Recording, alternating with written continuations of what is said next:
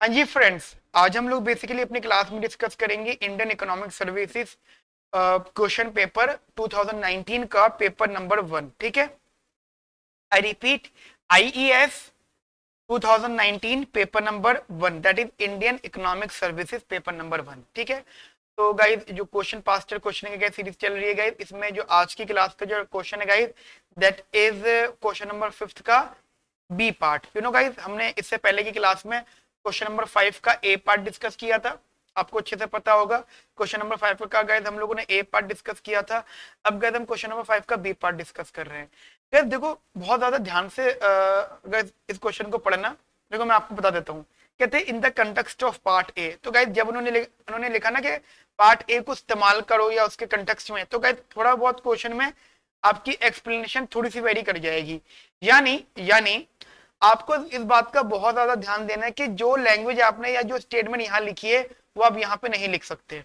Examiner आपका ये talent check करना चाह रहा है। एंड गाइस, आपको एक वर्ड लिमिट को भी ध्यान देना है। You have to basically focus on the word limit. अगर आपको एक वर्ड लिमिट, जस्ट एक लीगल वर्ड लिमिट होती है, ठीक है, इंडियन इकोनॉमिक सर्विसेज के या किसी भी एग्जाम की गई एक वर्ड लिमिट होती है कि भाई इससे ज्यादा आप लोग नहीं लिख सकते।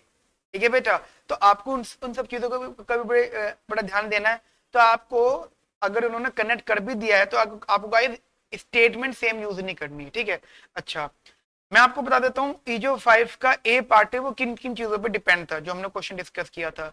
यार इस क्वेश्चन में उन्होंने बोला था कि एक मोनोपोलिस्ट है जो मोनोफिनिस्ट भी है और जो सिंगल वेरिएबल इनपुट इस्तेमाल करता है, दैट्स इट।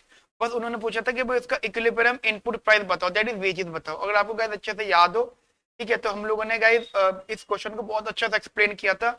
बहुत सारी बातें हमने इस पे डिस्कस की थी। ठीक है, नाउ गाइस अब ये क्वेश्चन थोड़ा बड़ा हो जाता है, थोड़ा सा मतलब बढ़ जाता है। और वो कहते हैं explain the concept of monopolistic exploitation of labour. Guys देखो, ऐसा होता है monopolistic competition, sorry monopsonistic competition, sorry guys, it's monopsonistic competition, monopsonistic. ठीक है गाइस, इसमें क्या होता है गाइस, जैसे आपको पता है इट्स अ सिंगल बायर, मतलब इनपुट का डिमांडर एक होता है। जैसे लेबर है तो उसका डिमांडर एक होगा। ठीक है, तो गाइस जब उसको पता है कि वो सिंगल बायर है, ठीक है, एंड ऑब्वियसली बात है he is also the price maker, ठीक है, बेसिकली प्राइस सेटर्स। तो कहने के गाइस लेबर का एक्सप्लॉइटेशन होता है, समझ लो गाइस, ये होता है, लेबर का एक्सप्लॉइटेशन होता है, क्योंकि लेबर को पता है कि हमें परचेज करने वाला और कोई है ही नहीं, यही है परचेज करने वाला। ये जो प्राइस सेट करेंगे वही हम क्या करें, हमें उस पर ही सप्लाई की बात करनी पड़ेगी। हाँ, ये चीज हो सकती है if if the monopolist pay a lower price, then basically वो अपनी सप्लाई भी कम करेंगे। ठीक है, लेकिन फिर भी गाइस लेबर का एक्सप्लॉइटेशन होता है, वो इसी चीज को पूछना है। Explain by using the suitable diagram. Got it my point guys? मेरी यहाँ पे बात आपको समझ में आ गई? I repeat guys, question number 5 का ए और बी आपस में बहुत ज्यादा कनेक्टेड है। ठीक है बटा आपस में बहुत ज्यादा रिलेटेड है। तो just you have to basically restrict on a word limit and also don't try to write a same statement जो आपने पार्ट ए में करी इस्तेमाल, उसे भी पार्ट बी में इस्तेमाल करो। ठीक है, तो अगर इस चीज को थोड़ा सा आप ध्यान दीजिएगा। तो हम लोग यहाँ पे देखते हैं क्वेश्चन को। सो दैट इज, मैं लिख देता हूँ यहाँ पे। ठीक है, क्वेश्चन नंबर 5 का बी पार्ट। तो it's basically based on exploitation, मतलब इट्स अ टॉपिक, तो ब्रैकेट में लिख लेना मोनोफिनिस्टिक। ठीक है, मोनोफिनिस्टिक कंसेप्ट आ गया और लेबर का एक्सप्लॉइटेशन। देखो बात तो सारी इतनी सी है ना कि जैसे कि हमें पता है, जैसे आप ऐसा समझो, हमें हमें बात बहुत अच्छे से पता है कि जो मोनोफिनिस्ट होता है या मोनोफिनी एक ऐसी ऐसी बेसिकली फर्म होती है। ठीक है, मतलब एक ऐसी मार्केट कह सकते हो या कुछ भी आप कह सकते हो, एक ऐसा पर्सन कह सकते हो कि एक ऐसा इंस्टीट्यूशन कह सकते हो कि जो गाइस मार्केट में एक सर्विस, एक पर्टिकुलर सर्विस का सिंगल बायर है। just to basically say that monopsony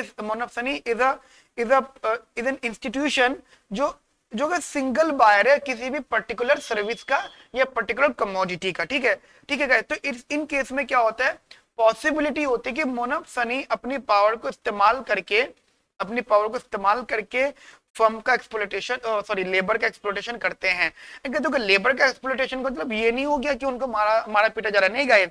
just अगर आपको याद हो पुराने जमाने में, बहुत पुरानी बात कर रहे हैं हम लोग, तो उस टाइमिंग में लेबर का एक्सप्लॉइटेशन थोड़ा सा इमोशनली भी, मेंटली भी होता था, ठीक है, फिजिकली भी होता था। बेसिकली फिजिकली भी मारा पीटा जा रहा है, जस्ट वो एक अलग बात है।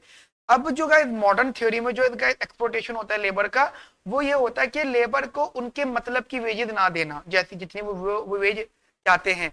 बेसिकली गाइस लेबर ये चाहती है कि उनको जो वेज दी जाए ना, वो बेसिकली उनकी मार्जिनल लेवल पे दी जाए, ठीक है। मतलब एवरीवन वांट्स कि भाई उनको जो वेज मिले वो कॉम्पिटिटिव मार्केट से ज्यादा मिले। आप खुद सोचो, मतलब एक तो है कॉम्पिटिटिव मार्केट जहां पे लोग मतलब लेबर की कॉम्पिटिटिव मार्केट जहां पे लेबर की कोई डिमांड करने आ रहे हैं, बहुत सारे लोग आ रहे हैं, ठीक है, लेबर की डिमांड बहुत सारे लोग करने आ रहे हैं, मतलब परफेक्टली कॉम्पिटिटिव मार्केट है लेबर मार्केट में, ठीक है, ठीक है। तो गाइस अच्छी खासी वेजेस ऑफर कर रहे हैं बिकॉज वहां पे कंपटीशन है। लेकिन गाइस उन्हीं सिचुएशंस में अगर कोई ऐसा पर्सन आए यहाँ पे लोगों की मजबूरी हो जाए उसके साथ काम करने की, लेकिन वो लोगों को कम वेज दे as compare to perfect competitive market, ठीक है, लेबर की परफेक्टली कॉम्पिटिटिव मार्केट से कम वेजेस दे, तो क्या फिर वहां पे लेबर को लगेगा हमारा एक्सप्लॉइटेशन हो रहा है, हमारा शोषण हो रहा है, ठीक है। तो ये सिचुएशंस होते हैं। अगर मैं आपको जैसे ग्राफिकली इसको एक्सप्लेन करूं, just if we basically explain it graphically, तो आप ऐसा मान के चलना, just example here it basically price and यहाँ पे quantity, ठीक है, और एग्जांपल मान लो ये हमारा हो गया डिमांड ऑफ लेबर, ठीक है, it is basically demand for labour, G is equals to MRPL, ठीक है। एंड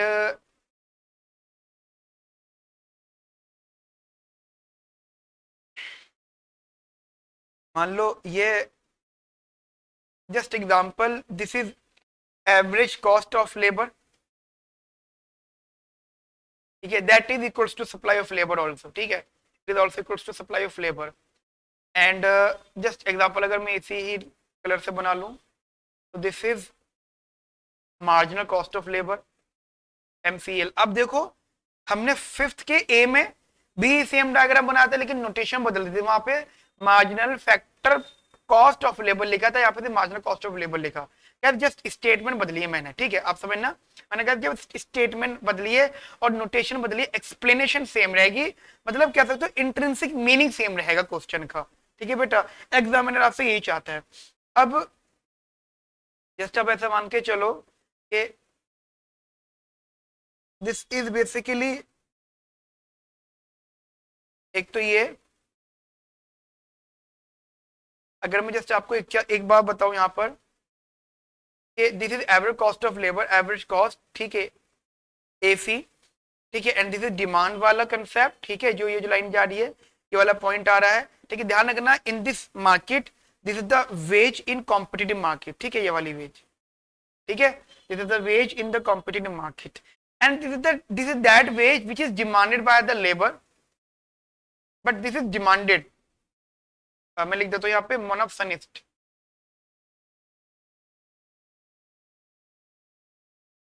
ठीक है, मोनोप्सनिस्ट, बट द एक्चुअली मोनोप्सनिस्ट पे दिस लेबर, दिस वेजेस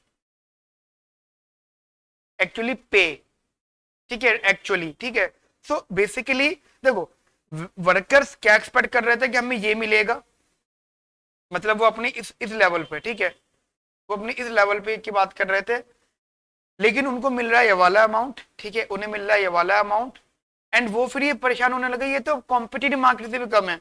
तो basically what is this guys, this is the dead weight loss, you know, this whole reason is the dead weight loss, and guys you know dead weight loss होने का मतलब होता है कि market basically inefficient है, dead weight loss means market is inefficient,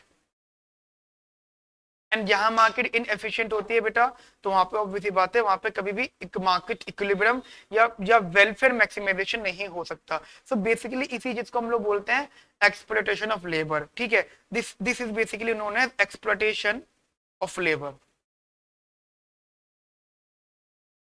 ठीक है। Exploitation of labour मतलब वो जितना चाहते हैं या जो उनकी मार्जिनल लेवल होता है, जितना उनको मिलना चाहिए प्रैक्टिकली वो नहीं दे रहे, ठीक है। अच्छा, कॉम्पिटिटिव वाला भी नहीं दे रहा, वो उल्टा और कम ही दे रहा। तो समटाइम, अच्छा ऐसा होता भी क्यों है, इसके पीछे भी गाइस रीजंस होते हैं बहुत सारे। होता है क्या है कि गाइस जो मार्केट में सिंगल सिंगल डिसीजन मेकर्स होते हैं ना, ये मोनोपोलिस्ट हो गए, मोनोफेनिस्ट हो गए, इनके पास पावर होती है to set the prices, even चाहे वो गुड्स की हो और चाहे वो हमारी लेबर की हो, ठीक है। पावर होती है टू सेट दी प्राइजेस और वेजेस बेसिकली, ठीक है। तो जब वो प्राइस या बेसिकली देखो, प्राइस सेट करते हैं तो हाइप सेट करते हैं, वेज सेट कर रहे हैं तो वो लो सेट कर रहे हैं, समझ रहे मेरी बात को। If they set the prices then it will basically more than a perfect competitive market prices, ठीक है। And if they set the wages then it is basically much less than the competitive market prices. So guys, कहीं ना कहीं अगर exportation ये बिल्कुल अच्छे से हो जाता है, एंड गाइस कोई इस चीज का कोई तोड़ नहीं है, ठीक है। इस चीज का गाइस कोई भी तोड़ नहीं है, क्योंकि कोई बोले कि भाई कुछ तोड़ हो इस बात का, तो गाइस वो बिल्कुल भी नहीं है, ठीक है। तो अब उन्होंने यही पूछा है, कि अगर आप क्वेश्चन को ध्यान से देखें बेटा, explain the concept of this by using suitable diagram. तो अगर आप ध्यान से देखें, सूटेबल डायग्राम तो बना दिया हम लोगों ने, है ना, हम लोगों ने सूटेबल डायग्राम तो बड़े अच्छा से बना दिया। अब उन्होंने बोला एक्सप्लेन, समझ में आएगा गाइस। तो अब हम एक्सप्लेन करते हैं। तो जो मैंने बोला था गाइस, अच्छा गाइस इधर ध्यान से डायग्राम देखिएगा, ये है गाइस पूरा का पूरा डायग्राम, ठीक है, ठीक है बेटा। तो मैंने इसको यहाँ पे कर दिया गाइस, एक एक की नोटेशन अच्छे से नोट कर लीजिएगा, ठीक है। I repeat guys, this is basically this is actual wages which is paid to the monophonics to the workers, ठीक है। दैट द वेज जो परफेक्ट कॉम्पिटिटिव मार्केट में होनी चाहिए, ठीक है, जो हो है मतलब, और दैट इज दैट वेज जो लेबर डिमांड कर रहे हैं, जो चाहते हैं वो, ठीक है। And these are the basically whole diagram, ठीक है। Basically guys write the explanation here, ठीक है। तो लिखना स्टार्ट करिएगा बेटा यहाँ से। दैट इज सबसे पहले गाइस मैं आपको यहाँ पे थोड़ा सा डिफाइन करूंगा मोनोफनी को, मतलब नौ में से नौ तो नहीं मिलने वाले आपको, but you have to try to gain maximum marks, ठीक है। नौ में से 5 तो मिल जाए कम से कम आपको, ठीक है, एटलीस्ट गैस तो उतना खुद को तैयार करिएगा, ठीक है। तो गैस लिखना गाइस यहाँ पे, that is monopsony, monopsony monopsony in labour market,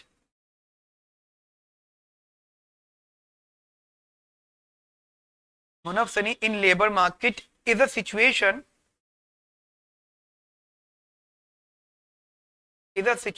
in which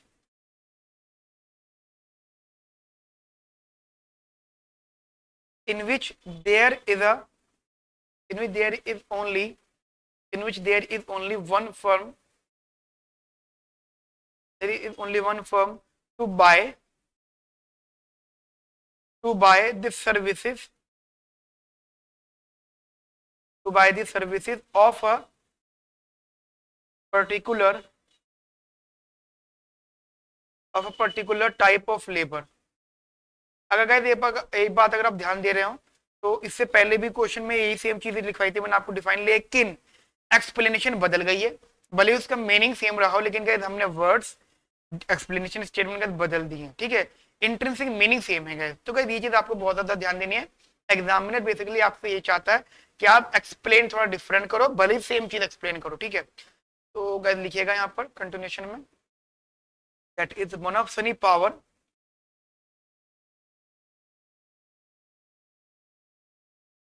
monopsony power enables firms to exploit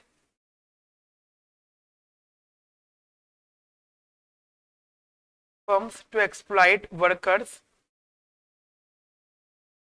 जिन जिन फर्म के पास मोनोपोली पावर होती है, ठीक है, ठीक है, workers bye setting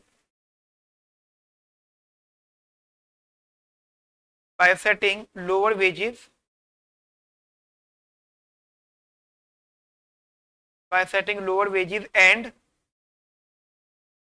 and employing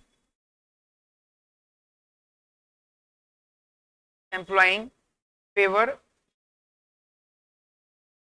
workers, then workers than in a competitive workers than in a competitive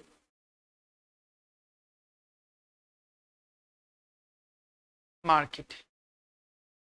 ठीक है, मतलब कॉम्पिटिटिव मार्केट में वेजेस ज्यादा है। ठीक है, ठीक है, कोई बात नहीं। अगर वो कम वेज भी कर रहे हैं तो कम वेज में क्या है गाइस कि भाई वो बेसिकली ज्यादा लेबर को डिमांड करे, नहीं क्या तो वो लेबर को कम डिमांड कर रहे हैं। ये मतलब खराब बात है उनकी। तो ये तो सही तरह के गाइस दादागिरी टाइप हो गई ना उन लोगों की। ठीक है, लेकिन guys in case of monopsony, in case of monopsony, in case of monopsony power, in case of monopsony power, the monopolist, the monopolist has the monopolist has the ability to be a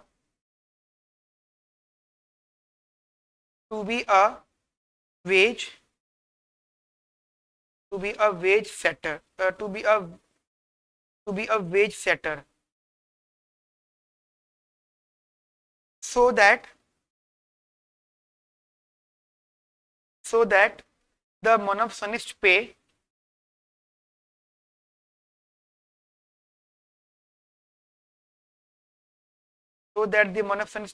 wages lower than in a competitive market.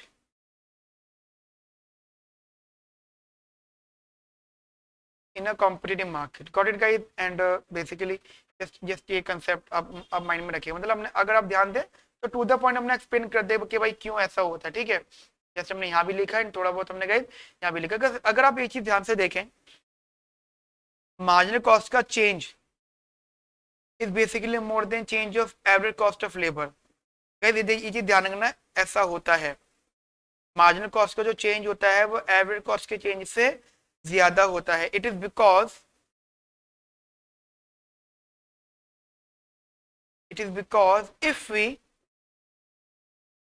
if we increase the wage, if we increase the wage rate to attract more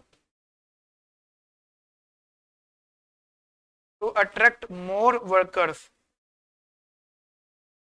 मतलब जैसे मैंने आपको बताया था यहाँ पे upward sloping supply curve होता है मोनोपोलिस्ट मार्केट के में। मतलब मोनोपोलिस्ट मार्केट के लिए लेबर मार्केट में जो सप्लाई फंक्शन होता है of the labour of the input वो अपवर्ड स्लोपिंग होता है। It mean that if they pay more, then more workers basically attract to them. ठीक है, तो कह दी वही चीज है, अगर वो वेजेस बढ़ा देते हैं, वेज रेट बढ़ा देते हैं तो बेसिकली क्या होता है, मोर एंड मोर वर्कर्स बेसिकली वो इंटरेस्टेड होते हैं आने के लिए। ठीक है, तो वही चीज है लिखना, attract more workers then we have to पे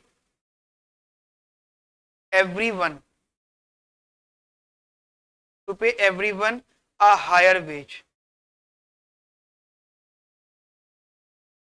ठीक है, मतलब अगर ऐसा होगा, ठीक है अगर ऐसा होगा तो भाई वो अगर ज्यादा चाहते हैं, अब आप एक बात बताओ, marginal cost of labour is more than average cost of labour, that is the change of this. ठीक है, change of this values.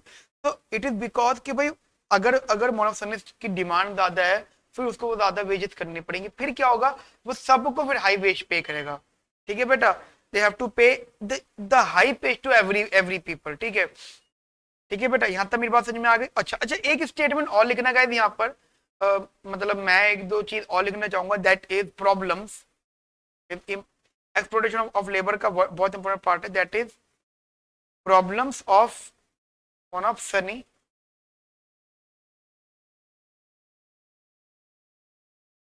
exploitation of labor।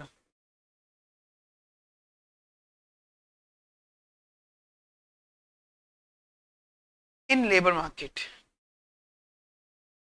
तो ये प्रॉब्लम क्या क्या होती हैं? ठीक है, एक्सप्लोइटेशन, ठीक है, तो सबसे पहले क्या जाएगा यहाँ पे लोअर वेजेस, आएगा increase veg inequality,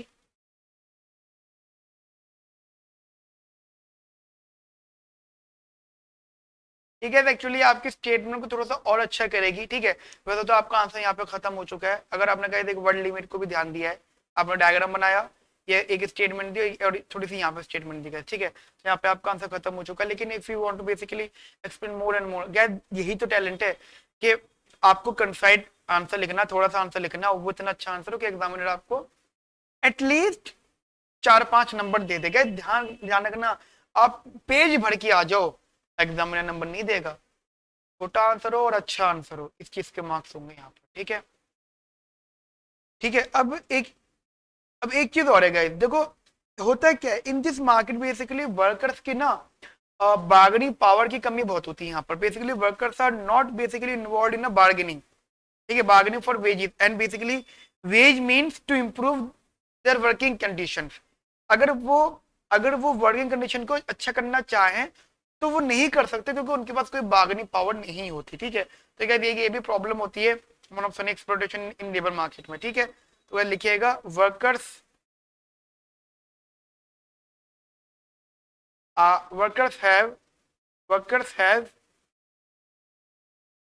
no bargaining power, मतलब और अच्छा लिखना चाहो तो लिख सकते हो there is no bargaining power या bargaining for high wages or to improving working condition, मतलब बार्गेनिंग नहीं होती इस चीज के लिए, ठीक है, कोई बार्गेनिंग नहीं होती।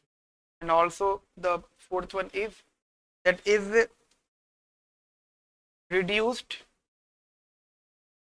लेबर प्रोडक्टिविटी,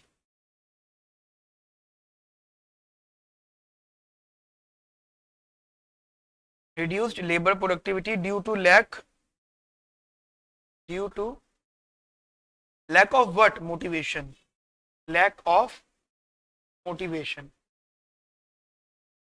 ठीक है। मतलब जैसे आपको पता है कि अब जो नए नए बिजनेस आ रहे हैं, नए ट्रेंडिंग चल रही है, उसमें वर्कर्स को मोटिवेट भी किया जाता है कि भाई आप अच्छा काम करो, और बेनिफिट भी दिए जाते हैं, ठीक है, पॉइंट्स भी मिलते हैं उनको, मतलब हर तरह की चीज बेनिफिट दिए जाते हैं, उनको सपोर्ट किया जाता है, सिक्योरिटी दी जाती है हर चीज की, ठीक है, और उनको साथ में मोटिवेट किया जाता है। और मोटिवेशन का सबसे बड़ा तरीका होता है वेज। आप वर्कर को वेज हाई दो, थोड़े पैसे बढ़ाते जाओ। जैसे मैं आपको एग्जांपल दूं तो सैमिकॉन में भी बात एम्प्लॉयज काम करते हैं, ठीक है।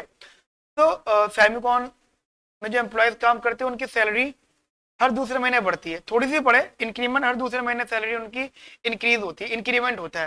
तो बेसिकली वो ऑटोमेटिक वो मोटिवेट हो रहे हैं।